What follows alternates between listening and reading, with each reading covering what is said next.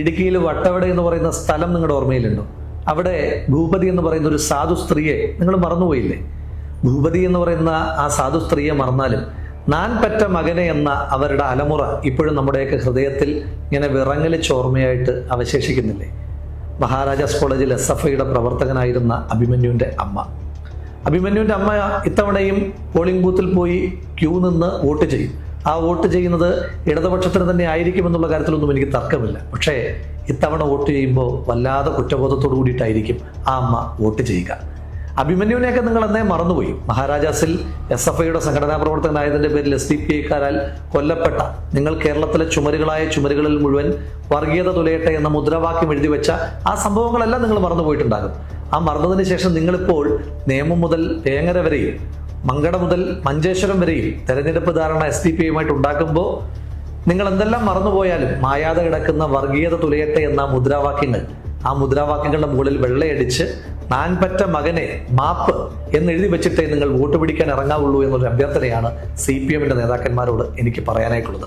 അഭിമന്യു കൊല്ലപ്പെട്ട് വർഷം 2 തികയുന്നതിന് മുൻപ് അഭിമന്യു കൊലക്കേസിലെ 4ാം പ്രതിയായ അമാൻ ഫറൂഖി എന്ന SDPI പ്രവർത്തകന്റെ പഞ്ചായത്തായ കോട്ടാങ്ങലിൽ തന്നെ CPMO SDPIയുമായി ചേർന്ന് പഞ്ചായത്ത് ഭരിച്ച ആളുകൾക്ക് കേരളം മുഴുവൻ ആ സഖ്യം മുന്നോട്ട് കൊണ്ടുപോകുന്നതിനകത്ത് പ്രത്യേകിച്ച് മനസാക്ഷിക്കുത്തൊന്നുമില്ല. ആ മനസാക്ഷിക്കുത്തൊന്നും മറയ്ക്കാൻ കേരളത്തിന്റെ മുഖ്യമന്ത്രി ശ്രീ വിജയൻ ഇന്ന് പറഞ്ഞത് പാലക്കാട് നിങ്ങൾ ഒക്കച്ചങ്ങായിമാരായില്ലേ എന്ന്. പാലക്കാടിനെ പറ്റി പറയുമ്പോൾ പാലക്കാട് ആ ഉപതെരഞ്ഞെടുപ്പിൽ മത്സരിച്ച് പാലക്കാടിന്റെ ചരിത്രത്തിലെ ഏറ്റവും വലിയ ഭൂരിപക്ഷമായ 18,840 വോട്ടുകൾക്ക് വിജയിച്ച ആള് ഞാനാണ്. ശ്രീ വിജയനോടും വിജയനെ പിന്തുണയ്ക്കുന്ന സേനയോടും ഞാൻ വെല്ലുവിളിച്ചുകൊണ്ട് ചോദിക്കുന്നു, SDPIയുടെ വോട്ട് എനിക്ക് വേണമെന്ന് പറയുന്ന ഒരൊറ്റ വീഡിയോ, ഏതെങ്കിലും ഒരു ബൈറ്റ് നിങ്ങൾക്ക് കാണിച്ചു തരാനുണ്ടോ? ഇന്നിപ്പോ ശിവൻകുട്ടിയെ പറ്റി SDPI നേതാക്കന്മാർ പറഞ്ഞത് ശിവൻകുട്ടി വോട്ട് ചോദിച്ചു എന്നാ. പാലക്കാട് അടക്കമുള്ള ഏതെങ്കിലും ഒരു SDPI നേതാവിനോട് ഞാൻ അവരോട് വോട്ട് ആവശ്യപ്പെട്ടതിന്റെ ഏതെങ്കിലും തരത്തിലുള്ള ഒരു തെളിവ്, അത് ഡിജിറ്റൽ എവിഡൻസോ ഫിസിക്കൽ എവിഡൻസോ എന്തെങ്കിലും ഒരു തെളിവ് നിരത്താൻ നിങ്ങൾക്ക് കഴിയുമോ? ഇല്ല. എന്നോട് SDPIയുടെ വോട്ട് വേണമോ എന്ന് ചോദിച്ചപ്പോൾ ഞാൻ പറഞ്ഞത് SDPIയിൽ മാത്രം എന്തിനാണ് ലിമിറ്റ് ചെയ്യുന്നത്? വർഗീയമായി ചിന്തിക്കുകയെങ്കിലും ചെയ്യുന്ന ഒരൊറ്റ മനുഷ്യന്റെ പോലും വോട്ട് എനിക്ക് വേണ്ട എന്ന് പറഞ്ഞതിന്റെ കൂടി അംഗീകാരമായിട്ടാണ് പാലക്കാടിന്റെ മതേതര മണ്ണ് എന്നെ വലിയ വോട്ടിൽ വിജയിപ്പിച്ചതെന്നുള്ള ആത്മവിശ്വാസം എനിക്കുണ്ട്. മറിച്ച് നിങ്ങളുടെ ശിവൻകുട്ടി എന്താ പറഞ്ഞിട്ടുള്ളത്? ശ്രീ ശിവൻകുട്ടി പറഞ്ഞത് ഞാൻ കേൾപ്പിക്കാം. തെരഞ്ഞെടുപ്പിൽ ആദ്യം ഇറക്കുന്ന അഭ്യർത്ഥനയാണല്ലോ സ്ഥാനാർത്ഥിയുടെ അഭ്യർത്ഥന പറയാൻ പറ്റുമോ? ഇന്ന ആൾക്കാർ മാത്രം വോട്ട് ചെയ്താൽ ബാക്കിയുള്ളവർ വോട്ട് ചെയ്യണ്ടെന്ന് പറയാൻ പറ്റും? കേട്ടല്ലോ, അഭ്യർത്ഥനയിൽ പറയാൻ കഴിയുമോ ഇന്ന ആളുകളുടെ വോട്ട് വേണ്ട, ഇന്ന ആളുകളുടെ വോട്ട് മതിയെന്ന്? ഞങ്ങൾക്ക് പറയാൻ കഴിയും. വർഗീയമായി ചിന്തിക്കുന്ന ഒരാളുടെയും വോട്ട് വേണ്ട. ശിവൻകുട്ടിക്ക് മാത്രമല്ല SDPI വോട്ടുകളോട് അസ്പർശ്യതയില്ലാത്തത്. CPMന്റെ വളരെ മുതിർന്ന നേതാവും അവരുടെ കേന്ദ്ര കമ്മിറ്റി അംഗവും ആലപ്പുഴ ജില്ലയിലെ എല്ലാ സീറ്റുകളുടെ ചുമതലയും ഏൽപ്പിച്ചിരിക്കുന്ന ശ്രീ തോമസ് ഐസക്, അദ്ദേഹം പറഞ്ഞ വാക്കുകൾ നമുക്ക് കേൾക്കാം. അതിനെ ആർക്ക് വേണമെങ്കിൽ പിന്താങ്ങിയാലും ഞങ്ങൾ ആ വോട്ട് വേണ്ടെന്ന് പറയത്തില്ല. ഞങ്ങളുടെ നയത്തെ ആര് പിന്താങ്ങിയാലും ആ വോട്ട് വേണ്ട എന്ന് ഞങ്ങൾ പറയില്ല എന്ന് തോമസ് ഐസക് ഇത് എവിടെ നിന്നുകൊണ്ടാണ് പറയുന്നത് എന്നുള്ളതാണ് പ്രസക്തം. 2021 ആണ്ട് ഡിസംബർ 18 ഷാൻ എന്ന് പറയുന്ന SDPI പ്രവർത്തകനെ അതിക്രൂരമായി RSSR കൊല ചെയ്യുന്നു. 24 മണിക്കൂർ തികയുന്നതിന് മുൻപ് തിരിച്ച് രഞ്ജിത്ത് ശ്രീനിവാസൻ എന്ന് പറയുന്ന RSS പ്രവർത്തകനെ SDPIക്കാർ ക്രൂരമായി കൊല ചെയ്യുന്നു. അത്രയ്ക്ക് SDPIക്ക് സംഘടനാ സ്വാധീനമുള്ള ആലപ്പുഴ ജില്ലയിൽ അവർക്ക് പൊളിറ്റിക്കൽ ലെജിറ്റിമസി കൊടുക്കുകയാണ് CPMന്റെ തലമുതിർന്ന നേതാവ് തന്നെ. ഇപ്പോ വേങ്ങരയിൽ നിങ്ങൾക്കൊരു സ്ഥാനാർത്ഥി ഉണ്ടല്ലോ, ആരാണ്? സഭാവ്. ആരാണ് ഈ സഭാവ്? 2021 ആണ്ടിലെ തെരഞ്ഞെടുപ്പിൽ ശ്രീ PK കുഞ്ഞാലിക്കുട്ടി സാഹിബ് UDFന് വേണ്ടി മത്സരിച്ചപ്പോൾ അവിടെ SDPIയുടെ സ്ഥാനാർത്ഥിയായി മത്സരിച്ച സഭാവാണ് ഇത്തവണത്തെ LDFന്റെ സ്ഥാനാർത്ഥി. അങ്ങനെ മത്സരിക്കുന്ന ആ വേങ്ങരയിൽ ശ്രീ KM ഷാജി പറഞ്ഞിട്ടുണ്ട് SDPIയുടെ വോട്ട് വാങ്ങിയിട്ടുള്ള ഒരു ജയവും എനിക്ക് വേണ്ട എന്ന്. മഞ്ചേശ്വരത്ത് എന്താ പ്രശ്നം? മഞ്ചേശ്വരത്ത് SDPIയുടെ നേതാക്കന്മാർ പറഞ്ഞത് കഴിഞ്ഞ ത്രിതല പഞ്ചായത്ത് തെരഞ്ഞെടുപ്പിൽ ഞങ്ങളുടെ സ്ഥാനാർത്ഥികളെ UDF തെരഞ്ഞുപിടിച്ച് പരാജയപ്പെടുത്തി, അതുകൊണ്ട് UDFനെ പരാജയപ്പെടുത്തുമെന്നാണ്. അവിടെ UDFും BJPയും തമ്മിൽ മത്സരിക്കുമ്പോൾ പോലും UDF വേണ്ട എന്ന് തീരുമാനിക്കുകയാണ് SDPI. നേമത്ത് നിങ്ങളെ പിന്തുണയ്ക്കുകയാണ് SDPI. ഒന്ന് ഓർത്തു നോക്കൂ, കേരളത്തിൽ ഇടതുപക്ഷ ജനാധിപത്യ മുന്നണിക്കകത്ത് CPM കഴിഞ്ഞാൽ ഏറ്റവും അധികം സീറ്റുകൾ പിന്തുണയ്ക്കുന്ന CPIയേക്കാൾ വലിയ ഘടകകക്ഷിയായി SDPI മാറിയിട്ടുണ്ട്. ആലപ്പുഴ ജില്ലയിലെ സീറ്റുകൾ, നേമം മുതൽ മഞ്ചേശ്വരം വരെയുള്ള മറ്റ് സീറ്റുകൾ, അങ്ങനെ നോക്കുമ്പോൾ CPIയേക്കാൾ വലിയ ഇടതുപക്ഷത്തിന്റെ വോട്ട് ബാങ്ക് ആയിട്ടുള്ള ഘടകകക്ഷി SDPI ആണ്. ആ SDPIയും RSSനെയും എല്ലാം ചേർത്ത് പിടിച്ചുകൊണ്ട് എങ്ങനെയും ഒരു സർക്കാർ ഉണ്ടാക്കാൻ പറ്റുമോ എന്നുള്ള ശ്രമമാണ് പിണറായി വിജയന്റെ നേതൃത്വത്തിൽ നടത്തിക്കൊണ്ടിരിക്കുന്നത്. നിങ്ങൾ എന്തെല്ലാം മറന്നാലും എന്തെല്ലാം മായ്ക്കുവാൻ ശ്രമിച്ചാലും ഞാൻ നേരത്തെ സൂചിപ്പിച്ചു സൂചിപ്പിച്ചതുപോലെ വർഗീയത തുലയട്ടെ എന്ന ചുവരെഴുത്തുകൾ ഇപ്പോഴും കേരളത്തിന്റെ പലയിടത്തായിട്ട് കിടപ്പുണ്ട്. അത് കണ്ട മനുഷ്യർ, അഭിമന്യുവിനെ കണ്ട മനുഷ്യർ ഈ തെരഞ്ഞെടുപ്പിൽ നിങ്ങളെ തോൽപ്പിക്കുക തന്നെ ചെയ്യും. RSSുമായിട്ടുള്ള നിങ്ങളുടെ ചങ്ങാത്തത്തെ പറ്റി നമുക്ക് ഉടനെ തന്നെ സംസാരിക്കാം. അപ്പൊ ഇനിയുള്ള ദിവസങ്ങളിലും നമ്മളിങ്ങനെ സംസാരിച്ചുകൊണ്ട് തന്നെ മുന്നോട്ട് പോകാൻ തന്നെയാണ് തീരുമാനം. എന്താല്ലേ ഈ ഇലക്ഷന് ഷാഫി പറമ്പിലിൻ്റെ കൂടെ പ്രചരണത്തിന് രാഹുൽ മാങ്കൂട്ടം കൂടെ ഉണ്ടായിരുന്നെങ്കിൽ എന്തായതിന് അവസ്ഥ? വൻപിച്ച ഭൂരിപക്ഷത്തോടു കൂടി എനിക്ക് തോന്നുന്നു UDF ജയിച്ചേനെ അല്ലേ. അപ്പം പാലക്കാടിൻ്റെ മണ്ണിൽ എനിക്ക് തോന്നുന്നു രാഹുൽ പറഞ്ഞ പോലെ റെക്കോർഡ് വിജയത്തിൽ 12,000 വോട്ടിൻ്റെ റെക്കോർഡ് വിജയത്തോടു കൂടിയാണ് രാഹുൽ ജയിച്ചു വന്നത്. അപ്പോൾ ഷാഫി പറമ്പിൽ അവിടെ നിൽക്കുന്ന സമയത്ത് 3 വട്ടം ഷാഫി പറമ്പിൽ ജയിച്ചിരുന്നെങ്കിൽ തന്നെയും ഇത്രയും ഒരു റെക്കോർഡ് ഷാഫിക്ക് പോലും കിട്ടിയിട്ടില്ല. കാരണം അത്രയും റെക്കോർഡാണ് രാഹുൽ മാങ്കൂട്ടം അവിടെ ബ്രേക്ക് ചെയ്തതെന്ന് വേണമെങ്കിൽ പറയാം. കാരണം അത്രയും ജനങ്ങളുടെ പിന്തുണ രാഹുലിന് അവിടെ കിട്ടിയിട്ടുണ്ട്. ഈ ഇലക്ഷന് രാഹുൽ മാങ്കൂട്ടത്തിനും കൂടെ ഒരു സീറ്റ് കൊടുത്തായിരുന്നെങ്കിൽ ഒന്ന് ആലോചിച്ച് നോക്കി എന്തായിരുന്നതിന് അവസ്ഥയെന്ന്. വൻ ഭൂരിപക്ഷത്തോടു കൂടി കോൺഗ്രസ്സിന് എല്ലായിടത്തും ഷാഫിയുടെ കൂടെ തന്നെ രാഹുൽ മാങ്കൂട്ടം പ്രചരണത്തിന് ഇറങ്ങുമായിരുന്നെങ്കിൽ അല്ലേ. അപ്പം മുൻകൂട്ടി പുള്ളിയെ പുറത്താക്കി, ഒതുക്കി എന്നൊക്കെ പറയുമല്ലോ. ഇതൊക്കെ മുൻകൂട്ടി കണ്ടുകൊണ്ട് കളിച്ചൊരു കളിയാണ്. പുള്ളിയെ എങ്ങനെയെങ്കിലും പുറത്ത് മാറ്റിയിരുത്തുക പുറത്ത് മാറ്റിയിരുത്തി കഴിഞ്ഞാൽ പുള്ളി ശബ്ദിക്കാതെ മിണ്ടാതെ ഇരുന്ന് കളയും എന്ന് ചില ആളുകളൊക്കെ ചിന്തിച്ചു. പക്ഷേ അവർക്ക് ഉള്ള ഏറ്റവും വലിയ തിരിച്ചടി എന്താണെന്ന് വെച്ച് കഴിഞ്ഞാൽ പുറത്തിരുന്നുകൊണ്ട് അവസാനത്തെ ഒരാഴ്ച രാഹുൽ ഇട്ട വീഡിയോസും പോസ്റ്റും അതിലാണ് പാലക്കാട് ലാസ്റ്റ് നടന്ന നാടകങ്ങളൊക്കെ നമ്മൾ കണ്ടല്ലോ. കുരു പൊട്ടുന്നെന്ന് പറയുന്നത് ശോഭാ സുരേന്ദ്രൻ അതുവരെ ശോഭ വിചാരിച്ചില്ല.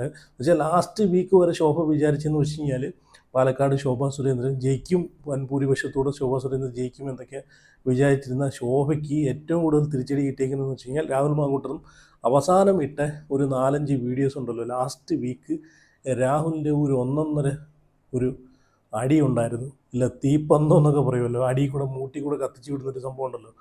അതായിരുന്നു നമ്മൾ കണ്ടത് അല്ലേ. അപ്പം അതിലൂടെ തന്നെ മനസ്സിലാക്കാം. അപ്പോൾ അതുവരെ പിഷാരടിക്ക് ഒരു ആശംസ പോലും നേരാത്ത ഷാഫി പറമ്പിൽ അവസാന വീഡിയോ കൊണ്ടിട്ട് പൊട്ടിച്ച് ശോഭാ സുരേന്ദ്രൻ ഇട്ട് നല്ലൊരു താങ്ങും കൊടുത്ത് അവസാന വീഡിയോയിൽ രാഹുൽ മാങ്കൂട്ടം പിഷാരടിക്ക് വിജയാശംസകൾ, നിങ്ങൾ വൻ ഭൂരിപക്ഷത്തോടു കൂടി പാലക്കാട് ജയിക്കും എന്നുള്ളൊരു പോസ്റ്റും കൂടെ എഴുതിയിട്ടാണ് രാഹുൽ അവസാനത്തെ വീഡിയോയും അവസാനിപ്പിച്ചത് അല്ലേ. അപ്പം അതിലൂടെ അത് കണ്ട് കുരു പൊട്ടിയിട്ട് ശോഭാ സുരേന്ദ്രനെ ഇറക്കിയ നാടകങ്ങളൊക്കെ നമ്മൾ കണ്ടതാണ്. അവസാനം പൈസ കൊടുത്ത് വോട്ട് ചെയ്യിപ്പിക്കുന്നൊരവസ്ഥ വരെ വന്ന് അല്ലേ. സത്യം പറഞ്ഞാൽ അതൊരു ജനാധിപത്യ വിരുദ്ധമായിട്ട് ഉള്ളൊരു സംഭവം തന്നെയാണ്. ആളുകളെ കൊണ്ട് പൈസ കൊടുത്ത് വോട്ട് ചെയ്യിപ്പിക്കുന്നത് അതൊക്കെ അവരവരുടെ വ്യക്തിപരമായിട്ടുള്ള താല്പര്യങ്ങളാണ്. ജനങ്ങൾ പൈസ കൊടുത്തെന്ന് പറഞ്ഞ് ജനങ്ങൾ അവർക്ക് കുത്തുന്നു എന്തെങ്കിലും ഉറപ്പുണ്ടോ? പൈസ മേടിച്ച് വെച്ചിട്ട് ചിലപ്പോൾ വേറെ പാർട്ടിക്ക് കുത്തുന്ന ടീമുകളും ഉണ്ട്. അപ്പം പിന്നെ കുഴപ്പമൊന്നുമില്ല. ഇതൊക്കെ 5-10 കൊല്ലത്തിൽ വല്ലപ്പോഴും കിട്ടുന്ന പൈസകളല്ലേ. അപ്പോൾ ഇതൊക്കെ മേടിച്ച് വെച്ചെന്ന് പറഞ്ഞിട്ട് ഒന്നും സംഭവിക്കാനും പോകുന്നില്ല.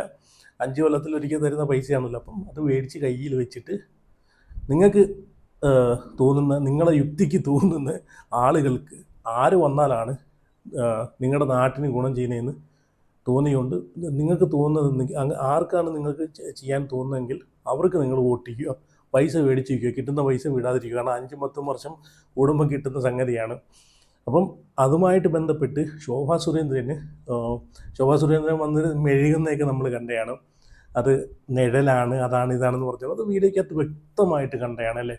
അപ്പോൾ അതിനൊക്കെ പ്രതികരിച്ചുകൊണ്ട് രാഹുൽ മാങ്കൂട്ടത്തിൻ്റെ ഒരു പ്രതികരണം ഉണ്ടായിരുന്നു. ശോഭാ സുരേന്ദ്രനായിട്ട് നല്ലൊരു കൊട്ടുകൂട്ടുന്നൊരു പ്രതികരണ വീഡിയോ ഉണ്ടായിരുന്നു. സത്യം പറഞ്ഞാൽ രാഹുൽ മാങ്കൂട്ടം എന്നൊക്കെ പറഞ്ഞൊരു വ്യക്തി ഈ UDFൻ്റെ ഒരു വജ്രായുധം തന്നെയാണ്.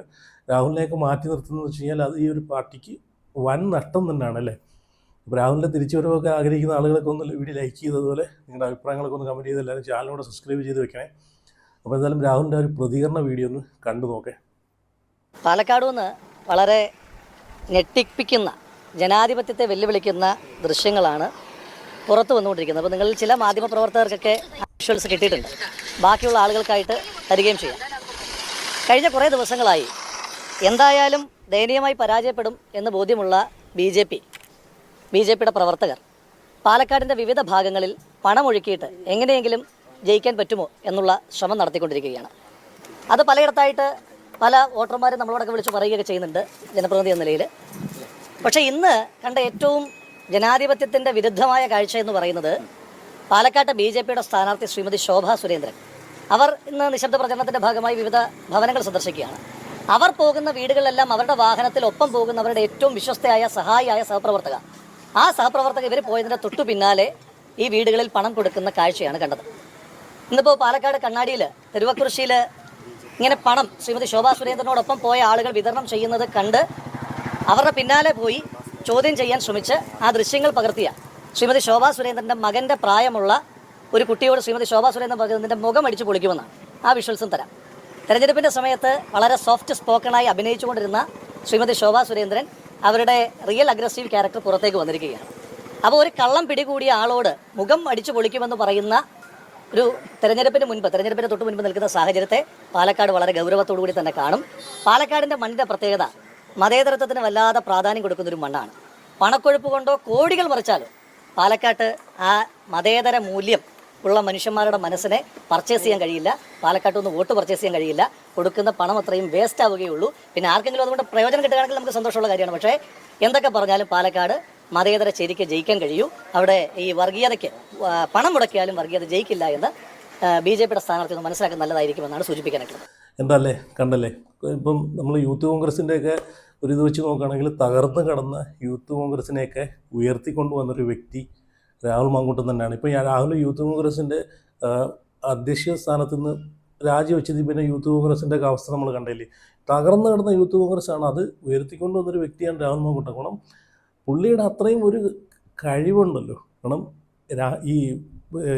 ഈ പ്രസ്ഥാനത്ത് പ്രതിപക്ഷത്തിരുന്നിട്ട് പുള്ളി ഓരോ കാര്യങ്ങളിൽ പുള്ളി എടുക്കുന്ന നിലപാടുകൾ, അതുപോലെ ചാനൽ ചർച്ചകളിൽ രാഹുൽ മാങ്കൂട്ടത്തിനെ ഈ പ്രസ്ഥാനത്തിൽ നിന്ന് പുറത്താക്കിയതിന് ശേഷം ഞാൻ ഇതുവരെ UDFൻ്റെ ഒരു ചാനൽ ചർച്ചകളും ഒന്നും ഞാൻ ഇതുവരെ കണ്ടിട്ടില്ല. കാരണം കാണാനൊട്ടും കിട്ടുന്നുമില്ല.